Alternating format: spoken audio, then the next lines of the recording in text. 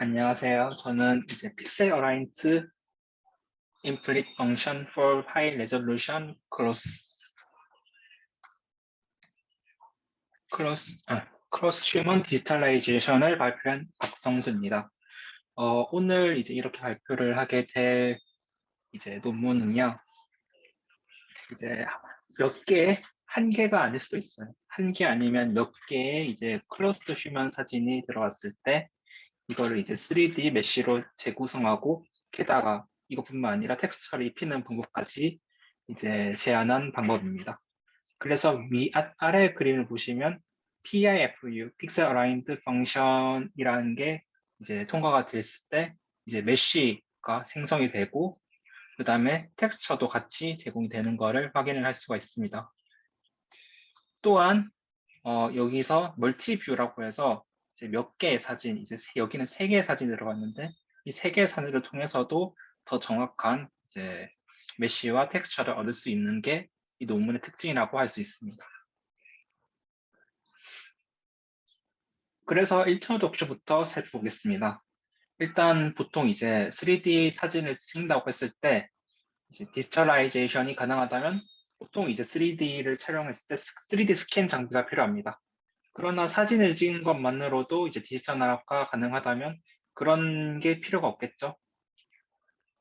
그런데 현재는 이제 그런 건 존재하지가 않았지만 이제 도메인 스페시픽한 물체 같은 것, 특히 이제 페이스나 휴먼 바디 같은 경우에는 정형화되어 있는 특징이 있습니다. 그래서 정형화된 것이라면 이제 하나의 이제 도메인에 대해서 유추가 가능한 이제 방법들이 나오고 있습니다. 그러나 이러한 문제에서도 이제 해상도나 정확도가 조금 좋지 않다는 문제가 있습니다. 그래서 이러한 문이 제한되게 돼 있는데 그 전에 이제 릴레이트 워크도 같이 살펴보자면 일단 싱글 뷰 그리고 멀티 뷰 그리고 텍스처 인퍼런스 세 가지 파트가 있었는데 저는 그 싱글 뷰만 이제 살펴보겠습니다. 일단 파라메틱 모델이라고 해서 이제 이미 템플릿으로 만들어져 있는 모델을 활용하는 방법이 있습니다. 이제 SMPL이라고 조금 이따가 제가 이제 예시를 보여드릴 텐데 이제 포즈를 구성하는데 보통 사용이 됩니다. 이제 벌텍스, 페이스수 그리고 이제 관절이 다 정의되어 있기 때문에 이제 그런 거를 이제 포스 에스티메이션 해서 이거를 다시 리컨스트럭션 하는 데는 좋지만 이제 네이키드 상태, 다 벗은 상태이므로 크로스턴 표현을 복구하기는 힘듭니다. 그 다음에 복셀 기반으로 재구성하는 방법이 있습니다.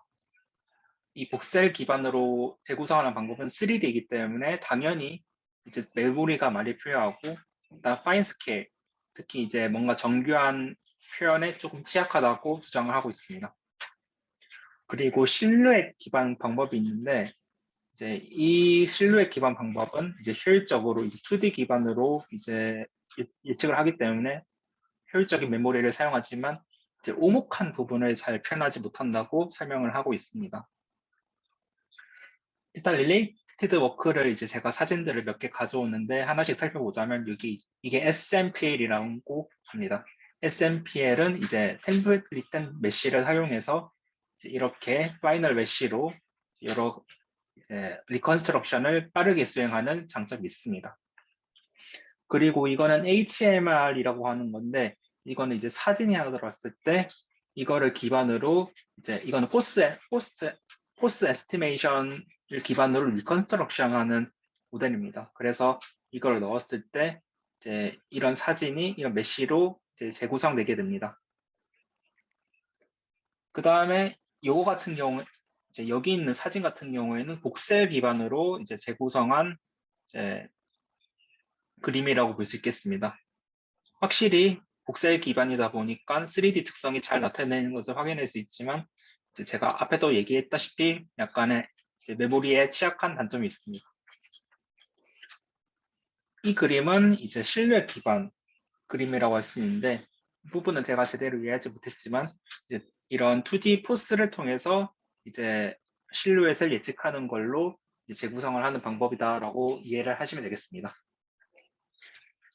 자, 그러면 이제 본론으로 들어가겠습니다. 이제 Continuous Implant Function이라고 했는데 이거를 일단 한글로 대충 번역을 하자면 연속 음함수라는 겁니다. 보통 음함수 많이 들어봤을지가 모르겠는데 한 중학교 때 배우지 않을까 싶은데 음함수라는 게 이제 1번 수식처럼 어떤 f가 있을 때 여러 가지 독립 변수가 주어지고 이꼴 이제 상수 이제 이꼴 상수 그 독립 변수로 이어낸 식에서 상수로 표현되는 이제 식을 음함수라고 합니다. 이런 음함수를 정의를 해서 이제 학습을 하겠다는 건데 일단 투영기학 이런 이제 컴퓨터 비전에서 카메라 관련 공부를 하신 분들은 이해를 할 수 있는데 여기 카메라가 있으면 이제 시각적으로 눈에 보이는 거는 이제 여기 하나의 평면에 프로젝션을 한 거를 이제 저희가 이제 사진이든 이제 눈이든 보게 됩니다. 그래서 실제로는 X, Y, Z라는 이제 P라는 이제 포인트가 있는데 이 포인트가 이 카메라에 프로젝션 되면 이 평면에서 이제 잘 보이게 되는 것으로 볼 수 있겠죠. 이거는 제가 이제 예시로 가져온 사진인데 이거는 이제 논문에 있는 그림인데 이제 이거를 가지고 살펴보겠습니다.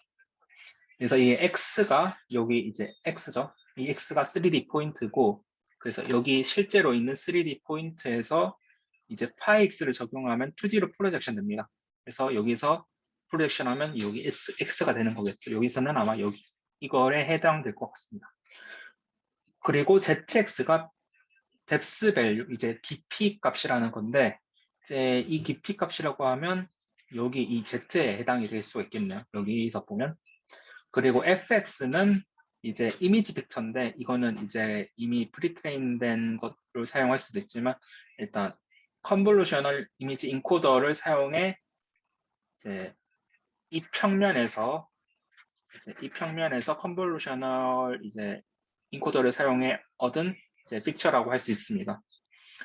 여기 있는 픽처를 바로 사용해 듣지만 이제 논문 저자들이 주장하는 바는 바이리니어 샘플링으로 조금 더 넓은 범위를 이제 샘플링했다라고 해야지 이제 더 좋은 결과를 얻을 수 있다고 주장을 하고 있습니다.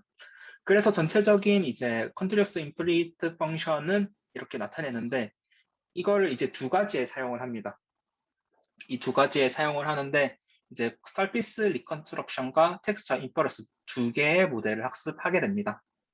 그래서 인풋 이미지와 그리고 이제 3D 메시가 주어졌을 때 이제 이 둘의 관계를 학습을 하게 되는 거죠. 그래서 인풋 이미지를 이미지 인코더에 넣어서 뎁스 값에 이제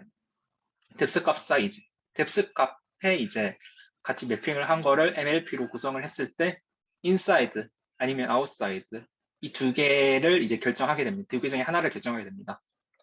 그리고 이미지를 또 이제 이미지 인코더에 넣었을 때 현재 이제 X에 대한 이제 RGB 값을 예측을 또 하게 됩니다. 이게 트레이닝에 해당하는 거고요.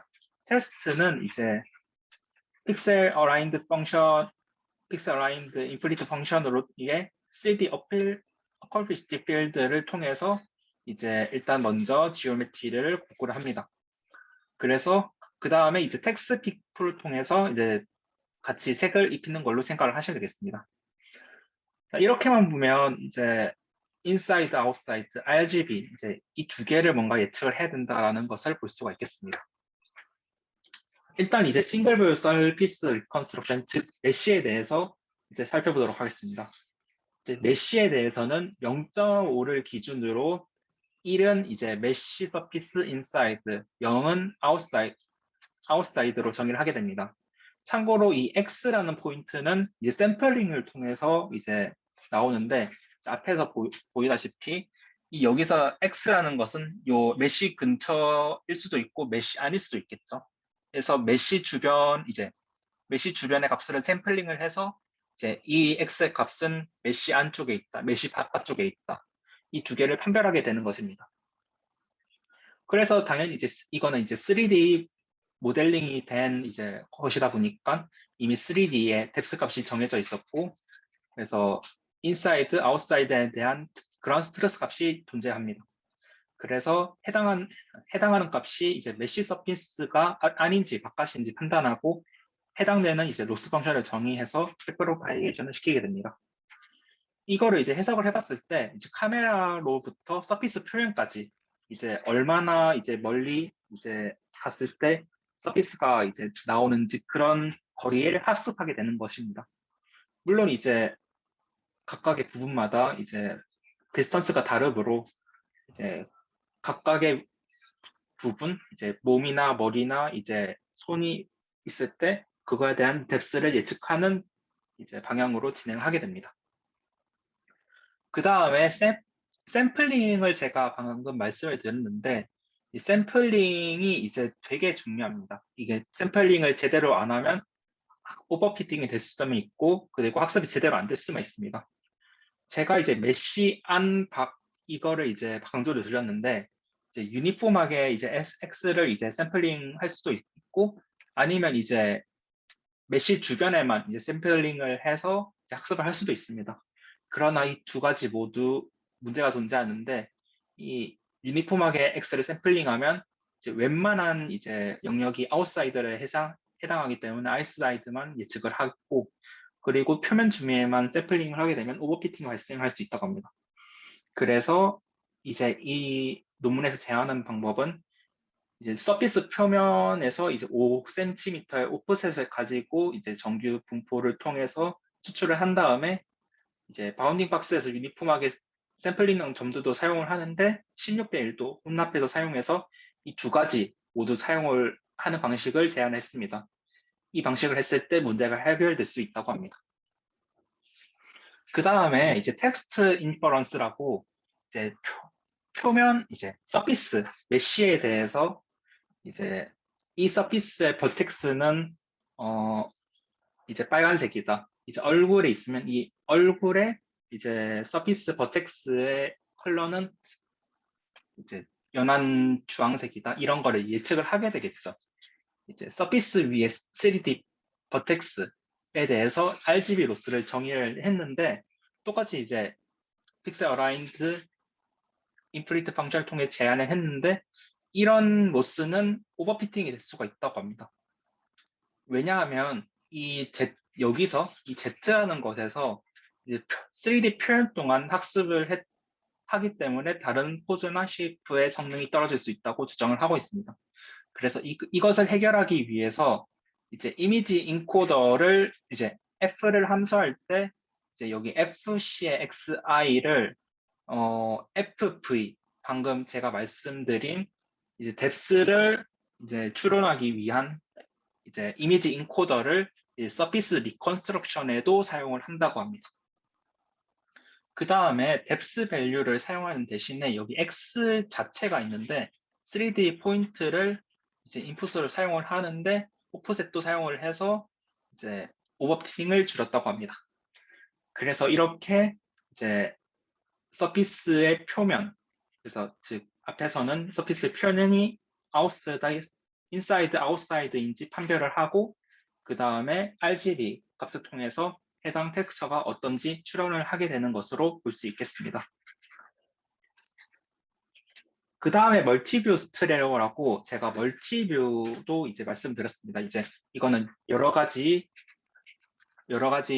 뷰에서 차용을 한 거를 어떻게 합성을 할까라는 것을 이제 다루는 것인데 이제 여기서는 F1하고 F2하고 분리를 해서 각각의 이제 모델을 넣습니다. 그래서 앞에 이제 각각에 대해서 텍스처와 이제 서피스 표면의 거리를 추출을 해서 그냥 이제 퓨즈 임베딩이라고 결국에는 그냥 평균을 내서 다시 MLP에 집어넣는다. 이렇게만 볼 수 있으면 될 것 같습니다. 그래서 F2에서 MLP로 이제 퓨즈 임베딩을 통해서 이제 S를 추론해서 이거를 이제 학습에 사용했을 때 더 좋은 결과가 나올 수 있다고 합니다. 그래서 이제 마지막으로 리젝트를 봤을 때 일단 이거는 이제 리컨스트 지오메트리하고 텍스처드 리컨스트럭션을 통해서 알 수 있는 것이 확실히 이런 리컨스트럭션을 잘했다라고 이제 논문에서는 이제 결과를 내주고 있고 그리고 이제 이전에 다른 논문들에 대해서도 이제 바디넷 특히 이제 여기 빨간색일수록 디스토션이 이제 왜곡이 많이 됐다는 건데 이제 여기서 제안하는 방식이 확실히 적은 이제 디스토션이 발생했다고 알 수 있겠습니다. 이 테이블도 특히 이제 컴퓨테이션 컴패리전을 통해서 이제 이 논문이 좋다라는 것을 이제 확인을 할 수가 있고요. 그 다음에 이제 요거 같은 경우에는 텍스처 인퍼런스를 나타내는 건데, 이제 텍스처 인퍼런스에서도 이런 제안하는 방법이 좋다. 특히 이제 여기는 이제 앞부분 촬영을 했을 때도 불구하고 뒷면의 모습까지 잘 이제 추론을 해냈다라고 볼 수 있겠습니다. 그 멀티뷰에 대해서 멀티뷰라고 해서 멀티뷰에서도 이제 성능이 잘 나오고, 그 다음에 여러 가지 뷰, 한 개의 뷰, 세 개의 뷰, 여섯 개의 뷰, 아홉 개의 뷰를 이제 촬영했을 때 이제 뷰가 많을수록 성능이 더 좋아진다라는 것을 이제 볼 수가 있겠습니다.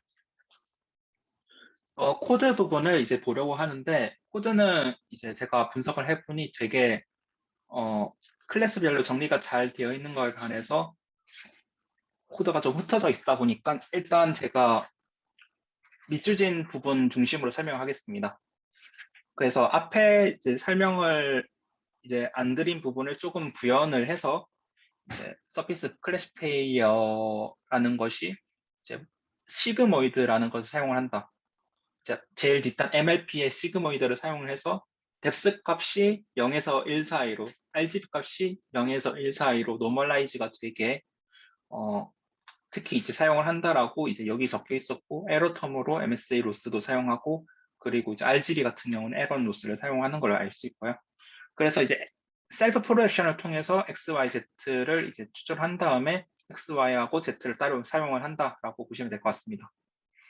그 다음에 노멀라이저, 이제 여기 시그모이드가 있죠. 시그모이드를 사용하기 위해서 노멀라이저를 사용을 했다라는 것을 이제 코드에서 추가적으로 추론을 할 수 있었고, 그 다음에 이제 컬러를 이제 트레인할 때, 이 부분은 크게 중요하진 않지만, 이미지 픽처를 이제 이제 이미 학습이 된